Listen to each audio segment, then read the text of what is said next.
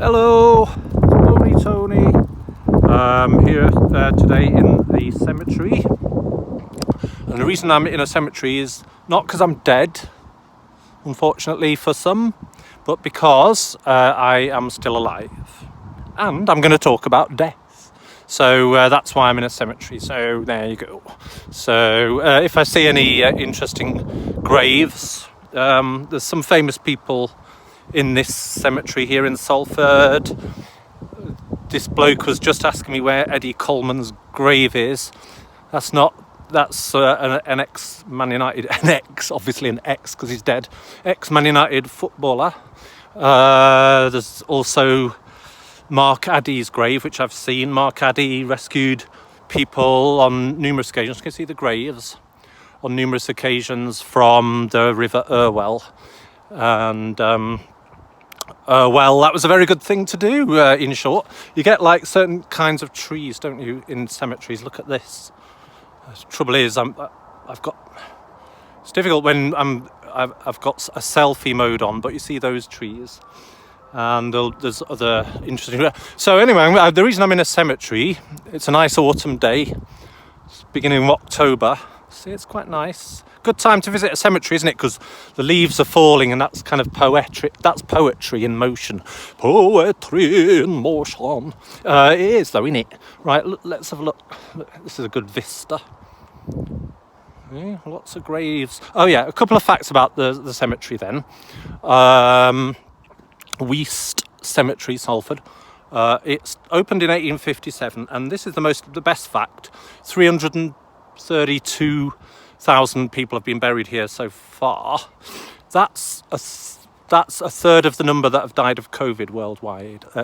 That number of bodies and graves are in this plot of land in Salford. Another thing I want to show you is the autumnal trees. There's a nice red one here. Ooh, there's a bit of ground there that somebody's just digging up. Hang on, that's exciting. Might see somebody just being either buried or exhumed.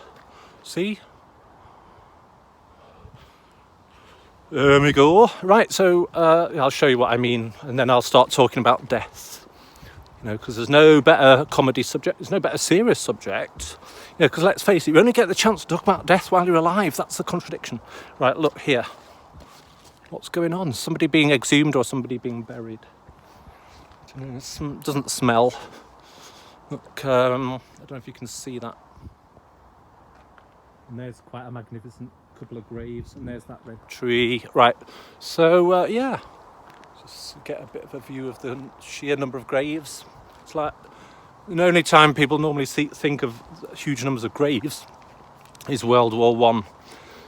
Sites and stuff like that, but you can find big graveyards anywhere. Well, not anywhere, not in your own back garden, I hope, unless you're a mass murderer. Anyway, so I'm going to talk about death now. First of all, what is death? Let's define it. Well, it's the opposite of life. That's what people say.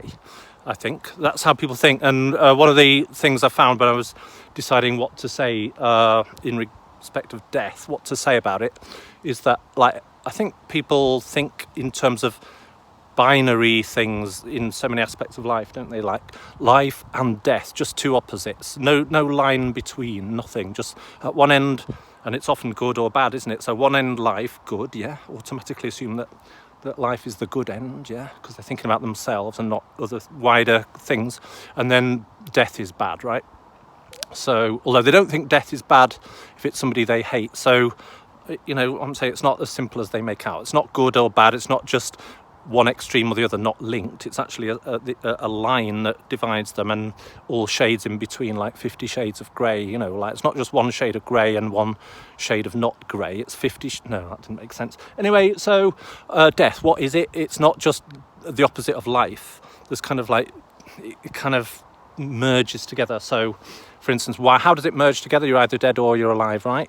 True, you are either dead or alive, but life is always there before you were alive, on a mass scale, and that is significant, and you should be pleased about that.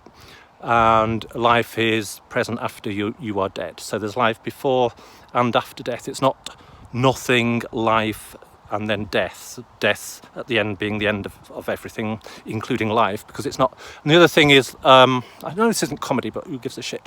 So I'll bring some comedy in if it occurs to me.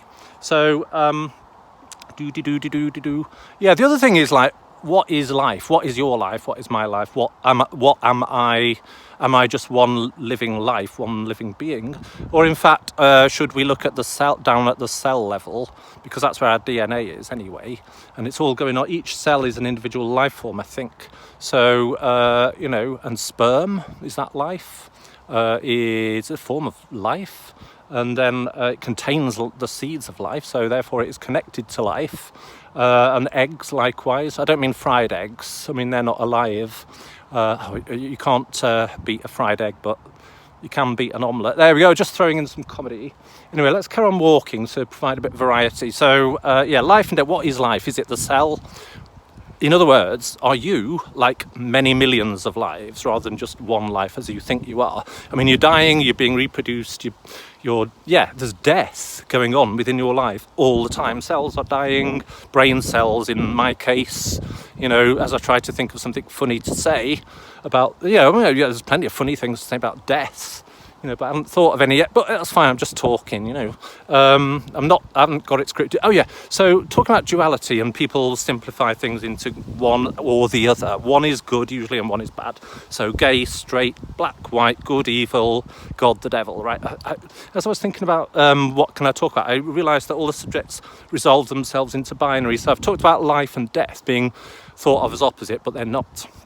It's not that simple. Right, let's go on to the next one then, body and soul, right? So let's just sit down for a moment. Oh, fuck's sake, there's a bloody dog. Might have fucking known. Right, so there's life. Oh, shut up. There's life and death. There's body and soul. There's a white grave. That's quite nice.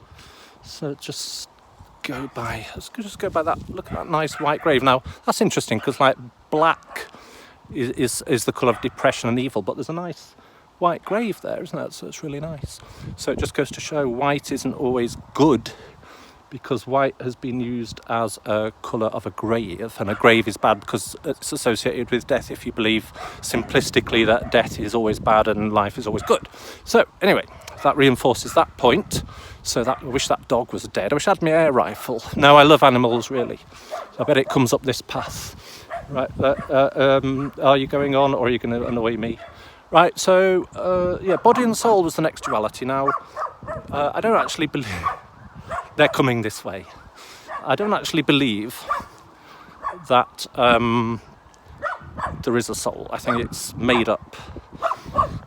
I'll just let the dog destroy my video. Hello, doggy. Hello. Carry on. Oh, dear me. So, it's gone quiet now. I've told it off. Dogs, I don't know.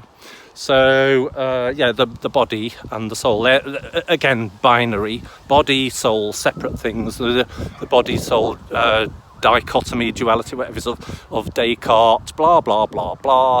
You know, I mean, what is a soul, anyway? I'm going to go straight on to yeah, I mean, it's like ghosts and spirits, isn't it?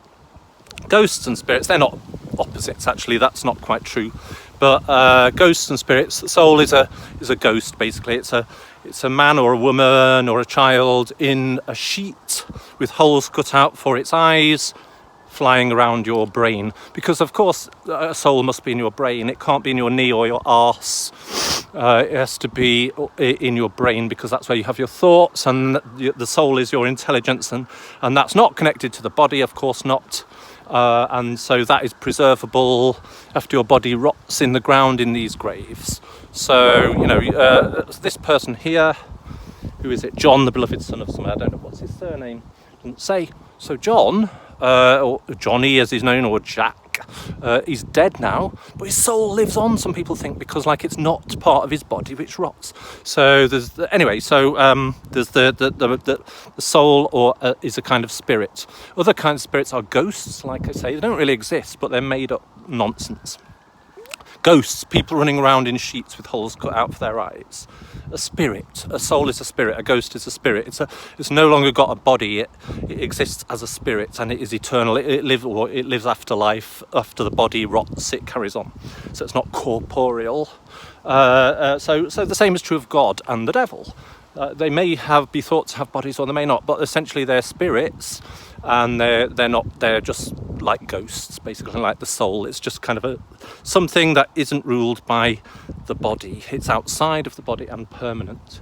And anyway, so different and opposing good or bad binary parts, ghosts or spirits, are God and the devil. God is good at one end, and the devil is very bad at the other end. Unless you're the devil, you probably think you're good if you're the devil, don't you? And if God is a nice person, he probably has moments of if it is a he, probably has moments of self-doubt where he thinks he's quite bad. So, again, it's not as simple as because if he thought he was perfect, even if he is, if it is a he, if he thought he was perfect, that wouldn't make him a very nice person, because the last person you like is somebody that thinks they're perfect, yeah? Nobody's perfect. Nobody. Or at least if they think they think they are, that makes them not perfect because they think they are, and that makes them annoying. The devil probably doesn't think he's perfect, except if it is a he, that he has faults, therefore that makes him quite likeable. And that's why, anyway, so good and bad, God and devil are, again, it's not two polar opposites, not right or wrong, good or bad. There's a line between them. So anyway, heaven and hell, heaven good, hell bad. No, first, well, I'm just going to debunk those straight away, like I did with the soul. Nonsense. Where is heaven? We've got the Hubble telescope now. It's not like we think the Earth is flat and the heavens are the stars up in the sky. We don't think that anymore. We know better than that. But some people still believe in flat Earth, believe in heaven, and presumably other people believe in hell. My question is this: how do you get there? Now, we were talking about the soul, which is a ghost, which is nonsense. Like some people, some religions, some cultures, not that I wish to knock them, think that spirits reside in trees, for instance. At least that shows respect for the environment, which makes it better than a lot of religions since. So I'd just like to say that. But and some people think animals have spirits, and some people don't. I prefer the ones that think they do, because the ones that think they don't think they haven't got a soul. That means that animals don't go to heaven, which means that you'll not see animals in heaven in their perfect world. You won't see flies, and you won't see bees, and you won't see salamanders. Why? Well, so that's nice, isn't it? So why don't these people just go out and kill all the animals off right now, if that's what they think heaven is, right? In other words, they're bastards, aren't they? Right, so if souls existed, you should allow animals to have souls and animals to go to heaven. But of course, it doesn't fit with their egotism, does it, to allow a worm to go to heaven? No, it's reserved for intelligent people with souls. Worms don't have souls. Yeah, anyway, so where was I? How do you get to heaven and hell? Is there like a taxi service for your soul? Is it driven by a soul? Is the taxi a soul taxi?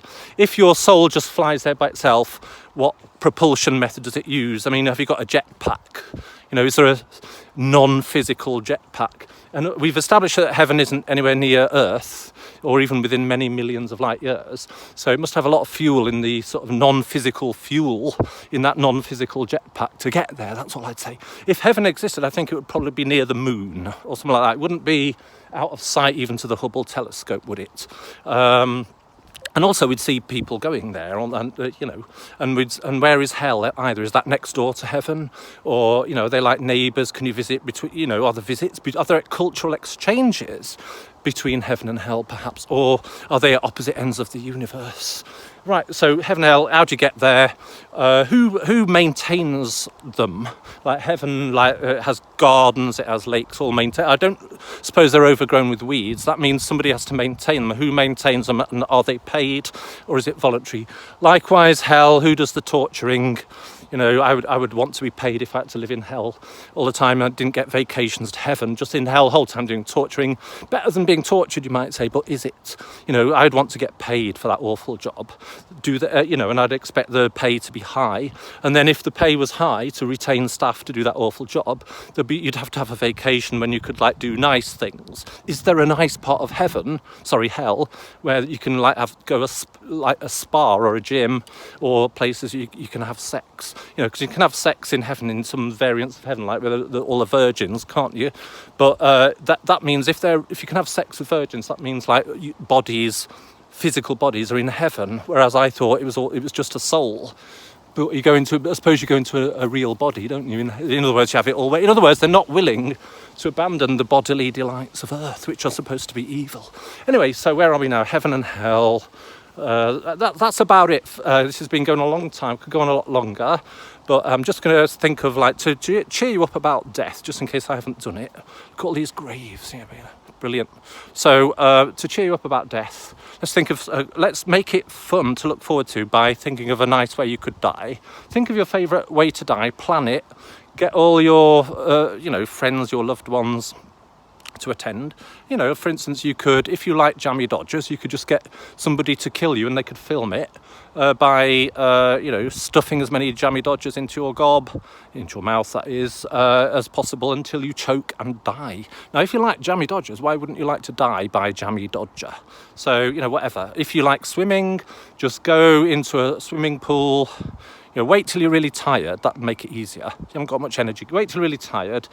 And just start swimming, and then you'll drown eventually from exhaustion, and you'll die doing the thing you love. You know, I mean, drowning is quite a good one, because like apparently your life flash. I don't know how this research has been done, you know, because you can't interview somebody after they're dead, but they always go like, when you die, your life flashes before you. I suppose that's from survivors of death, but then they haven't died, so does your life? Yeah, that's a fair point. So anyway, if you like swimming, you could swim until you die of exhaustion, and then you die doing the thing you love. I mean, it'd probably be better. You could do it in the sea, but I think it'd be easier to film if it was in a swimming pool. You could book your local swimming pool and just get your friends to film it, and that's good. It's better than. And then another thing is like, here's another duality: burial, as in here, or cremation. I'm not a fan of cremation. That does scare me. It's illogical, because when you're dead, you can't feel anything. I mean, is it sensible, for instance, to fear being buried? Buried alive, yes, but not buried dead. You're not going to kind of like, people fear death for irrational reasons, and one of them is like being buried in the ground. I mean, you're dead, mate. So, but anyway, my point is, would it be better to allow people to just be dumped on the ground and for nature to take its course, like it would be food for animals, flies, you know, and so on. And so I think that's the most environmentally friendly, and I think that's the death of the future. Just when you have had your perfect death filmed by your loved ones, get them to dump you on a nice piece of grass, not on the road, on a nice piece, or near houses, but on a nice piece of grass, and just let animals and birds eat your remains. I mean, that's how animals die. Nobody gathers up dead squirrels and buries them or cremates them, do they? So why, you know? And nobody says it's unhealthy for nature to take its course when a bird falls to the ground and gets eaten. It's food for the other animals. It's nice. You're helping the environment. Anyway, time is of the essence in life, as in not in life as in death, as in life, because we're all moving towards the end. None of us are getting any younger. Even fetuses are not getting any younger. We're all moving towards our death. So time is of the essence. And this video has been going on rather a long time. So I hope you've enjoyed Bony Tony's. I haven't shown you my t-shirt, have I? There's Bony Tony. Reporting from Weast Cemetery in Salford. So all the best until you die. Bye.